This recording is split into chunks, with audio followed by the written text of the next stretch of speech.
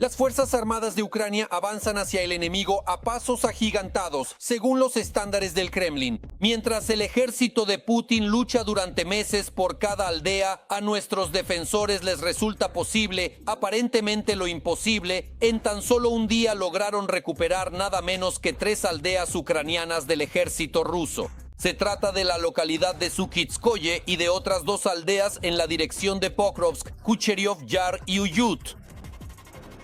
De este modo, desde el 21 de agosto de 2025, la situación en este sector se ha estabilizado. Se ha restablecido el control sobre 9 localidades. Otras 9 han sido limpiadas de grupos de sabotaje enemigos. Solo en los últimos 10 días aquí han sido eliminados 1.756 militares y 75 unidades de equipo enemigo. El ocupante también sufrió enormes pérdidas al intentar romper el frente ucraniano en un sector vecino de la línea del frente. Así, los combatientes de la 33ª Brigada repelieron un asalto mecanizado masivo en la zona de Vladimirovka, en la región de Donetsk. Durante el combate, las condiciones meteorológicas eran adversas, lo que no jugó a favor de los ocupantes. Al menos 3 vehículos blindados del enemigo quedaron atascados en el pantano y la infantería que comenzó a desembarcar de ellos fue atacada por drones de artillería. En un momento dado, incluso el HIMARS se sumó a la defensa contra el ataque ruso. Como resultado del combate, el enemigo perdió 3 vehículos blindados destruidos, 3 hundidos y la mayor parte de su infantería. Sin embargo, el ejército ruso no pierde la esperanza de romper nuestras defensas en algún sector del frente a cualquier precio, incluso si eso significa cientos o miles de soldados muertos. Cada día, en esencia, llegan noticias de que las Fuerzas Armadas han expulsado localmente al enemigo en un lugar y han liberado territorio en otro. En todas las direcciones, en realidad, están repeliendo ataques a gran escala del enemigo. Cada día se llevan a cabo decenas de ataques en los distintos frentes. El enemigo intenta especialmente con desesperación expulsar a las Fuerzas Armadas de Ucrania de Pokrovsk. Grupos de sabotaje del enemigo asaltan las posiciones de las Fuerzas Armadas de Ucrania allí las 24 horas del día sin parar durante los últimos días. La situación en esa dirección sigue siendo extremadamente difícil para las Fuerzas Armadas de Ucrania. Sin embargo, a pesar de todos los esfuerzos del enemigo, nuestros defensores mantienen valientemente la defensa de Pokrovsk. La defensa de Pokrovsk se mantiene desde hace más de un año. Más de un año, piénsenlo. ¿Cuántos miles de rusos han muerto allí? Las pérdidas superan las 200.000. Estas son pérdidas oficiales confirmadas con cifras de servicios de inteligencia extranjeros. Segunda opción, ¿cuánta maquinaria rusa han perdido los generales rusos en esa dirección? Los generales han perdido sus charreteras. La dirección de Pokrovsk es el tema principal de conversación para la propaganda rusa. Pero en cuanto a sus, entre comillas, logros en otros sectores del frente, la propaganda del Kremlin prefiere no hablar mucho. En la televisión al otro lado de la frontera difícilmente mostrarán imágenes como estas. En cuestión de minutos tras ser detectados, los guardias fronterizos de los grupos de reconocimiento y ataque con drones de la Brigada Gard destruyen por completo otra posición enemiga. Como resultado, el ocupante perdió al menos 2 de sus tanques, un vehículo, una antena, equipos de guerra electrónica y una parte considerable de su personal en la dirección sur de Slobodansk.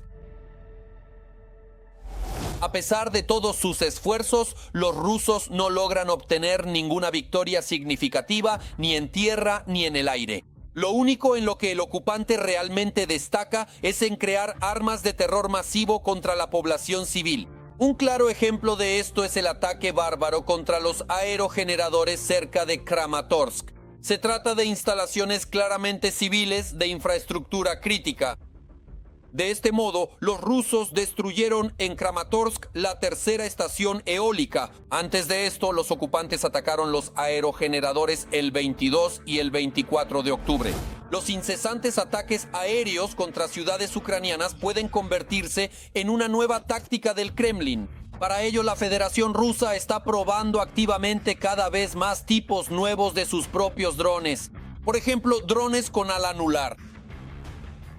Un dron enemigo inusual fue detectado por un dron antiaéreo ucraniano. Su propósito exacto aún no se ha determinado, sin embargo, se supone que podría haber realizado tanto tareas de reconocimiento como de ataque. En general, solo durante la semana pasada, el enemigo envió hacia Ucrania al menos 1.200 drones, lanzó más de 1.360 bombas aéreas guiadas y utilizó más de 50 misiles de diferentes tipos. Cada ataque de Rusia es un intento de causar el mayor daño posible a la vida cotidiana. Esta semana se trata de ataques contra edificios residenciales, contra nuestra gente, contra niños y contra la infraestructura civil. Estas son precisamente las principales metas para los rusos. Miles de ataques con distintos tipos de armas en tan solo una semana. Sin embargo, la respuesta ucraniana al terror ruso tampoco tardará en llegar, aseguran los analistas militares. Ucrania fue, es y será, y tarde o temprano, los Tomahawks ucranianos sin duda se encontrarán con los centros de toma de decisiones rusos. Y mientras los Tomahawks estadounidenses aún están en camino, el Servicio de Seguridad de Ucrania ha presumido de sus propias novedades. Entregamos este magnífico Magura B7, que ya ha conseguido varias victorias. El dron fue adquirido gracias a las donaciones de los ucranianos en el marco de una gran campaña a la que se sumaron artistas nacionales, influencers y deportistas. Este ataque con un dron naval es el primero en el mundo que ha destruido objetivos aéreos. Gracias a un solo dron naval como este, los ocupantes pueden sufrir pérdidas colosales, sobre lo cual el SBU promete informar en sus próximos informes en video. La destrucción de una columna rusa en Zaporilla. La bandera ucraniana vuelve a ondear sobre Torsk. La contraofensiva en el sureste está dando sus resultados. Cerca de Pokrovsk, los ocupantes están cambiando de táctica. Ahora los tanques de la Federación Rusa son desechables. Nuevos detalles sobre la destrucción de la mayor fábrica militar rusa y el avance de los rusos en Jersón. TASS ha sido autorizada para difundir otro bulo. Todo lo que ocurre en el frente, véanlo hoy mismo, ahora. Las Fuerzas Armadas de Ucrania confundieron a los rusos cerca de Pokrovsk. Los analistas militares informan que el plan de Moscú para capturar la ciudad ha fracasado, y todo esto gracias a los increíbles esfuerzos de las fuerzas de defensa en la zona de Dobropilia. En la Federación Rusa, al parecer, han entendido que ya no vale la pena esperar un avance en esta dirección, y han decidido abandonar la táctica de cerco y volver a los asaltos frontales clásicos al estilo carne de cañón. Esas unidades del ejército ruso que estaban en el sur, en el suroeste, esperaban que pronto, desde el norte, rodearían Pokrovsk y entonces empezarían a apretar ese cerco. Pero se quedaron como estaban y el mando del ejército ruso, evidentemente, dio la orden de volver a los asaltos frontales sobre Pokrovsk. En términos generales, desde el sur ya están comenzando los combates urbanos en Pokrovsk. Sin embargo, a pesar del aumento de la actividad en la parte sur de la ciudad, esto no ha traído éxitos significativos para los rusos. También ha aumentado el número de ataques en otra dirección de Donetsk, Kupiansk, pero el enemigo tampoco logra acumular fuerzas allí, por lo que lo único que les queda a los saboteadores es disfrazarse de civiles e intentar avanzar hacia el interior del asentamiento, prácticamente sin equipo. Hay, por así decirlo, tendencias positivas en Kupiansk porque las fuerzas de defensa no permiten a los rusos establecer, por ejemplo, esos mismos cruces sobre el río Oskil y en consecuencia los rusos no pueden traer más reservas hasta hoy, ni tampoco pueden reforzar la componente mecanizada, lo que por supuesto les ha complicado la situación. Por su parte,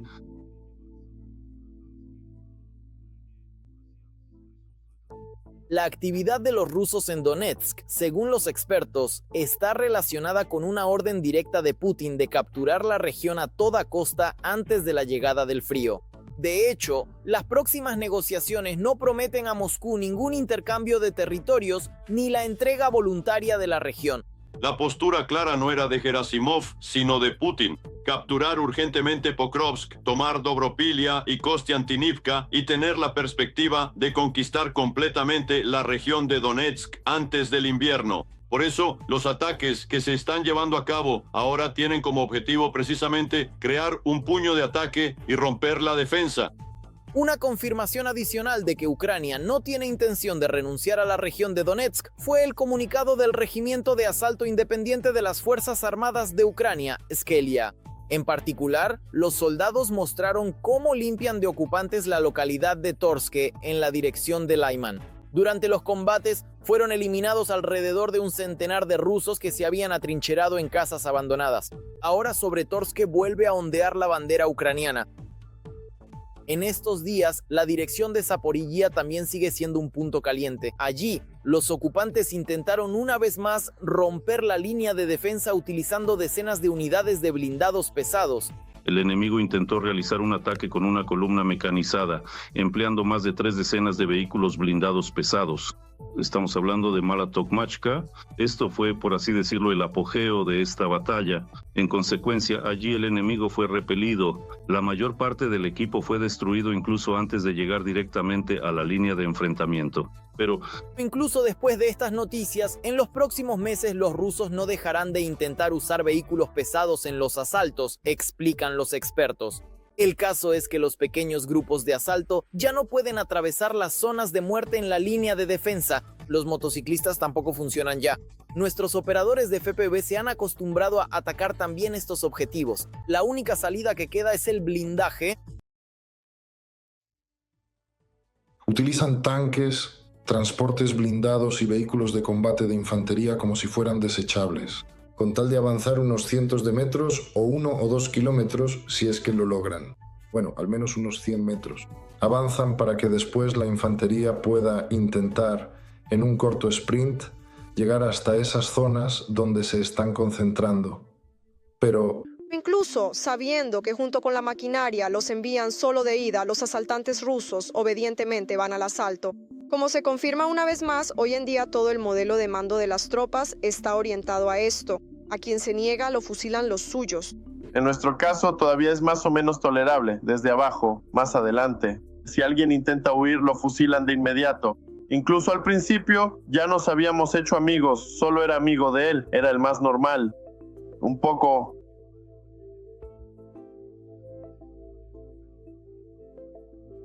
La propaganda rusa intenta como puede levantar la moral de sus muchachos. Así, la víspera, TASS hizo una declaración ruidosa de que las Fuerzas Armadas de la Federación Rusa ya estaban en Jersón. Se trataba de que un desembarco había aterrizado en una zona remota de la ciudad de Korabel. Pero la invención no aguantó ni un día en la portada. TASS incluso eliminó los mensajes sobre los éxitos de las Fuerzas Armadas de la Federación Rusa en la isla de cuarentena, donde se encuentra el distrito Korabel de Jersón. En las publicaciones de la Agencia Estatal de Información se decía que las tropas rusas habían desembarcado con éxito en la isla, tomado el control de los puntos clave y repelido todos los intentos de contraataque de las Fuerzas Armadas de Ucrania. Los mensajes fueron eliminados. Pero parece que nuestras fuerzas especiales han mostrado lo que significa actuar realmente de manera eficaz en la retaguardia enemiga. La destrucción de la fábrica militar en Kopeisk, muchos analistas la asocian precisamente con ellos, aunque la parte ucraniana aún no ha dado confirmaciones oficiales. Así, hasta el momento, ya se sabe de 12 muertos en la empresa y otros 10 siguen desaparecidos. Según las imágenes satelitales como resultado de las explosiones en la fábrica Plasmas, al menos uno de los talleres dedicados a la fabricación de municiones fue destruido. La empresa de defensa AO Fábrica Plasmas se dedica a la producción de una amplia gama de municiones incluyendo proyectiles de artillería, proyectiles de mortero, disparos de tanque y cohetes no guiados. La empresa ha sido sometida a modernización, construcción de nuevos talleres y expansión de la infraestructura desde 2023. Pero al parecer las Fuerzas Armadas de Ucrania, por el contrario, tendrán más municiones. Ayer en Londres tuvo lugar una reunión de las coaliciones decididas, cuyo principal mensaje fue un aumento significativo en el suministro de armas de largo alcance a Ucrania. A los heridos y mutilados los envían al asalto. A los militares indeseables simplemente los eliminan. Y si alguien no quiere firmar el contrato, de todos modos lo firmará. Pero de esto el nuevo militar se entera después de los hechos. Darse de baja del ejército también es prácticamente imposible. Ni siquiera permiten la baja a los padres solteros, a quienes por ley deberían dejar ir sin problemas. A sus hijos, mientras tanto, simplemente los colocan en orfanatos. Según los padres solteros con los que habló Verska, los comandantes pueden simplemente no aceptar el informe desde el principio y negar verbalmente la baja. Si los documentos finalmente son aceptados, pueden perderse, pero los militares continúan sirviendo mientras sus hijos viven temporalmente con familiares o son enviados a orfanatos. Así sucede que, teniendo un padre vivo, los niños quedan huérfanos. Sin embargo, ¿de qué sirve hablar de la baja de un hombre sano si en el ejército ruso ni siquiera dan de baja a los soldados gravemente heridos? Nos miraron. ¿Y qué? ¿Estás bien? Solo sin una pierna. Ah, es la pierna. Aunque el cielo de la columna vertebral, pero es la pierna. Aquí también hay uno sentado así todo el día. ¿Qué quería decir con esto? Entraron, miraron, preguntaron quién era, por qué, les dijeron las razones. Bueno, chicos, todo está claro. Y se fueron. Estos ocupantes muy pronto irán a su último asalto de carne.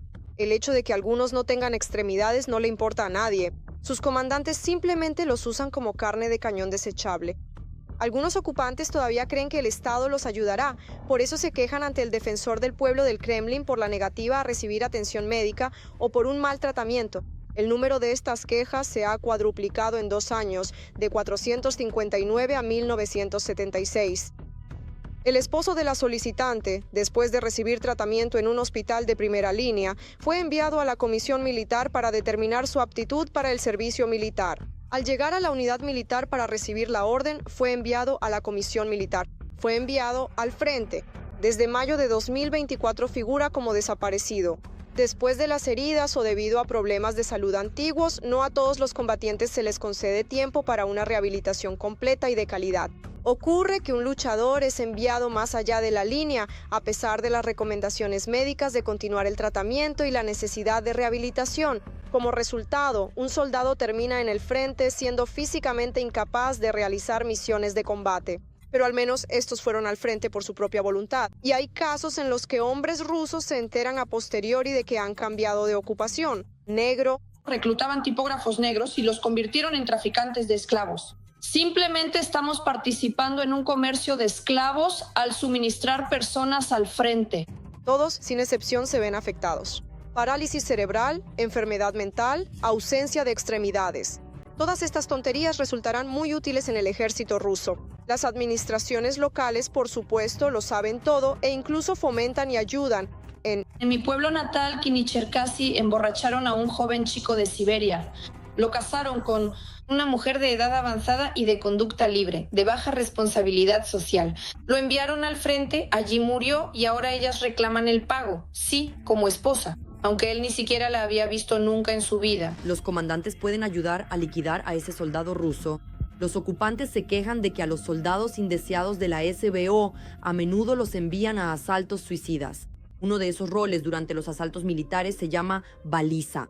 Al ocupante lo envían sin armas ni chaleco antibalas para descubrir las posiciones de fuego de las tropas ucranianas. Simplemente corres en una sola dirección, detrás de ti está el destacamento de bloqueo que no te deja regresar.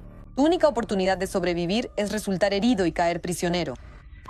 Los ocupantes admiten no solo la liquidación de sus semejantes por parte de los comandantes, sino también el asesinato de civiles. Un militar ruso contó cómo su comandante introdujo coordenadas incorrectas, lo que provocó un ataque de artillería sobre una aldea. Murieron muchas personas, incluidos niños. El soldado se enteró de lo sucedido solo después de que la administración de la llamada LNR se quejara ante el mando. En resumen, confundimos los objetivos. En resumen, Gradovsky y Uraganovsky se colocaban de la misma manera encuadrados. Esta es la persona que estaba sentada, en resumen, en su puesto de trabajo, aquí en el consejo. En resumen, los confundió, capitán. ¿Y yo qué? Me dan números para llamar al comandante del batallón. Entonces pregunta, ¿cómo se siente? Sí, está bien. Bueno, dice, ¿sabes? 12 niños, dice, un desastre y 9 mujeres.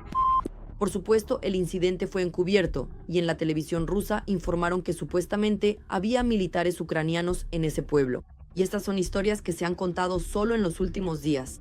En realidad, la situación es mucho peor y cada día se agrava más. La última pata de la silla de Valery Gerasimov se ha roto. El movimiento Atesh afirma, citando datos de oficiales de uno de los grupos de tropas rusas, que en el Kremlin están muy descontentos con el trabajo del general y, por decirlo suavemente, con sus informes poco verídicos desde el frente. Putin le dio a Gerasimov el plazo de tomar Pokrovsk para mediados de noviembre. Esta orden es la última oportunidad para el general de conservar su puesto. En el contexto de este ultimátum, se observa un fuerte aumento de los ataques de desgaste en la dirección de Pokrovsk. El mando lanza enormes oleadas de personal en ataques suicidas para cumplir la orden a cualquier precio. El poco atractivo y carente de carisma Valery Gerasimov, el hombre al que Putin debe su primer mandato presidencial. Fue él quien, mientras en Moscú se preparaban para marcar las papeletas, dirigía las operaciones militares por el pueblo de Komsomolskoye. Esa lucha, que duró 15 días, se convirtió en la clave y la última de la segunda campaña chechena de los rusos. Gerasimov le dio la victoria al candidato Putin, marchando sobre los numerosos cadáveres de soldados del ejército ruso y habitantes locales. A los habitantes se les permitió salir del pueblo, pero no les dejaron ir muy lejos. Se vieron obligados a permanecer varios días en las afueras del pueblo, pero en realidad estaban cumpliendo el papel de escudo humano. En 2012, fue precisamente Gerasimov quien proporcionó al liderazgo del país la fórmula de la guerra híbrida. En ese entonces, aseguraba que era necesario alejarse de las guerras clásicas y apostar por la desestabilización local. Su método consiste en el uso activo del potencial de protesta de la quinta columna. Un poco después, los rusos pusieron a prueba la fórmula de Gerasimov primero en Crimea y luego en Donbass. Según los investigadores de Bellingcat, fue precisamente Valery Gerasimov quien, en 2014, inició el envío de tropas regulares rusas cerca de Ilovaisk, en Ucrania, y la transferencia de equipo militar ruso a los separatistas, desde el cual, por cierto, fue derribado el Boeing Malasio. El mudo Gerasim, como llaman entre ellos al gris cardenal del Estado Mayor, ha sobrevivido a todos sus críticos más destacados y ruidosos.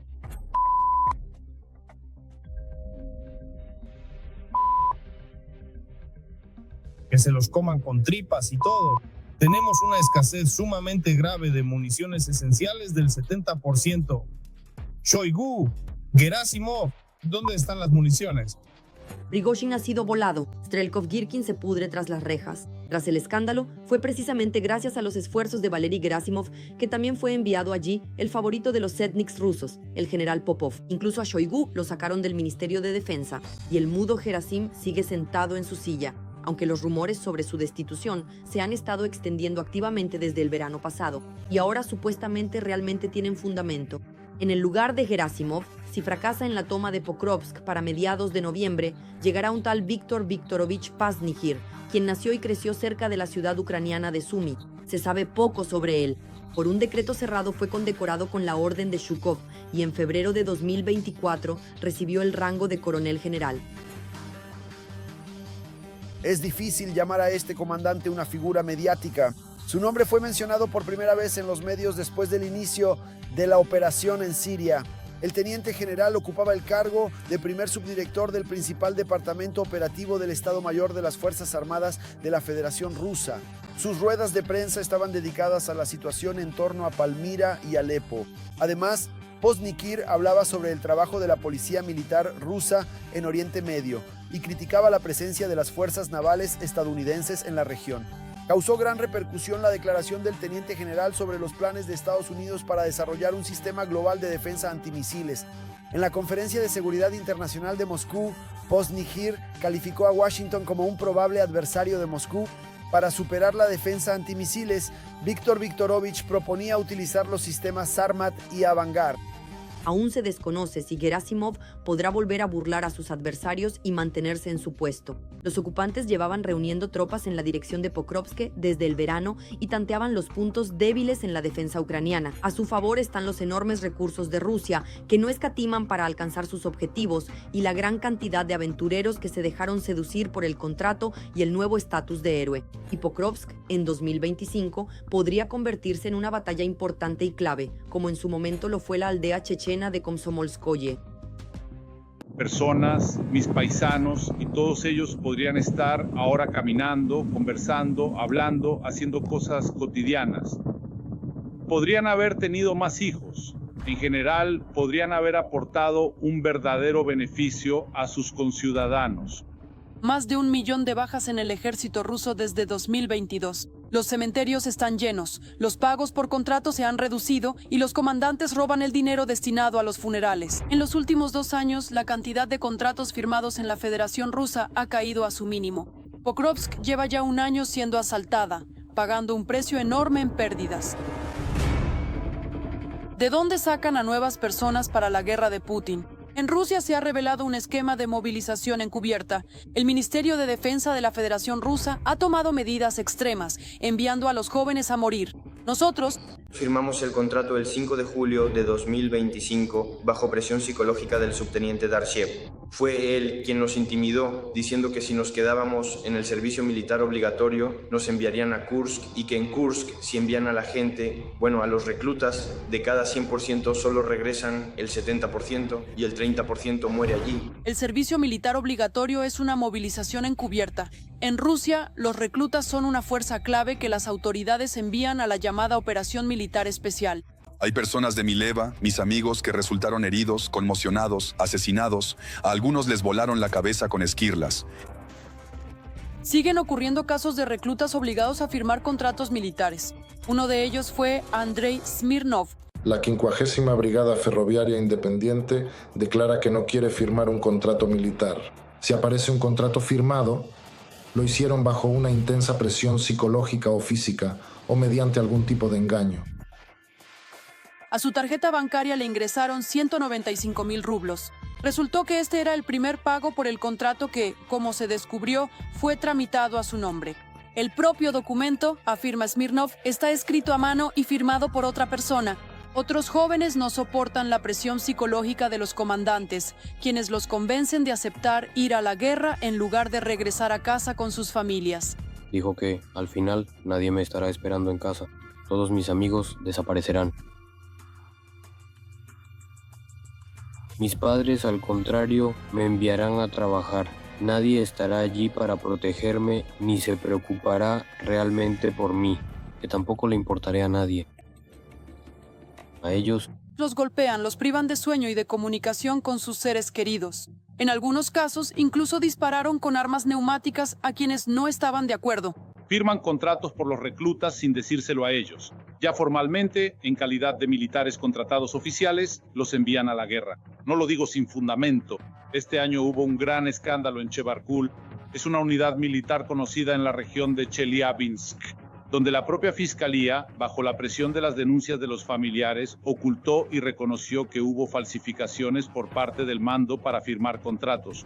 El reclutamiento de soldados de servicio obligatorio permite liberar a los contratistas y mercenarios para nuevas ofensivas. Aún tienen 18 años, no tienen experiencia de combate, ni siquiera tienen experiencia de vida. ¿En qué pueden ayudar al frente? En las unidades militares rusas existe un plan no oficial para reclutar contratistas entre los soldados de servicio obligatorio. En Minosiemp tenemos testimonios de cómo metían a las personas en secadoras calientes y las mantenían allí durante mucho tiempo hasta que aceptaban firmar el contrato. Personas de Kuzbás me contaron que un soldado de servicio logró resistir esa presión y no firmó el contrato. ¿Pero a qué precio? Le rompieron la cabeza del fémur y fue dado de baja anticipadamente del ejército. Es decir, no firmó el contrato, pero quedó discapacitado. Y aún así, la gente considera este caso como un éxito. Estos son nuestros éxitos. La madre de otro soldado ruso de servicio obligatorio contó que su hijo firmó un contrato de servicio militar después de haber sido presionado. El botón ha sido presionado completamente. Cuando él, en ese preciso momento, presentó un informe para rechazar el contrato, no se lo aceptaron y le dijeron que la firma del contrato había sido voluntaria. En la región de Primory, por negarse a firmar el contrato, a los reclutas se les enfrenta con otros soldados, organizándoles castigos colectivos.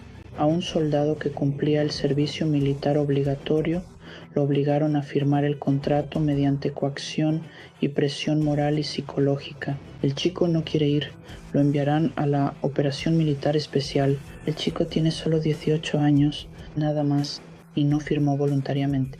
Esta coacción fue en contra de su voluntad. Él no tenía intención ni quería firmar ese contrato. Le dijeron, no tienes opción, de todas formas lo vas a firmar. La madre no sabía que se habían llevado a su hijo a la guerra. Él pensaba que lo enviarían a una unidad de guardia, pero terminó en Mariupol. No sabemos con certeza dónde se encuentra nuestro hijo en este momento. Actualmente tenemos mensajes, capturas de pantalla digitales con él, además de grabaciones de audio y video de conversaciones en las que él confirma que firmó el contrato bajo presión y en contra de su voluntad. Actualmente, el reclutamiento para el ejército ruso se está llevando a cabo en la Crimea anexionada. Únanse a las filas de los valientes y honorables defensores de nuestra patria. A los reclutas tanto de Rusia como de los territorios ocupados, ya en los primeros meses de servicio se les obliga a firmar un contrato militar para que exista la posibilidad legal de enviarlos a la guerra. Además de esto, las fuerzas de seguridad utilizan a los soldados reclutas en batallones para derribar drones. Hermano, pues aquí en Crimea estamos de reclutas, sirvo, sí, en fin. En Yalta, chicos, reclutas, sí. A 3 parece, los mataron y a 16 los hirieron. Simplemente reclutas, llegaron los drones y aquí también vuelan bastante seguido eso, hermano. Imagínate, estos tipos derriban drones y ni siquiera les pagan. Imagínate, aunque dijeron algo así como que si derribabas drones te pagarían bien. Según activistas de derechos humanos, el número de exreclutas que se convierten en soldados por contrato y van a la guerra es información clasificada. Aproximadamente Cada año se convocan 300.000 personas para el servicio militar, pero incluso si solo un tercio firma un contrato, eso sigue siendo 100.000 contratos nuevos. Se trata de una forma de reclutamiento forzoso y continúa en curso. el Ministerio de Defensa ruso, para cumplir las órdenes de Putin, está parcheando los agujeros en el frente con chicos de 18 años. Pero nadie puede ayudarles a evitarlo, porque Putin ni siquiera intenta detener la sangrienta masacre.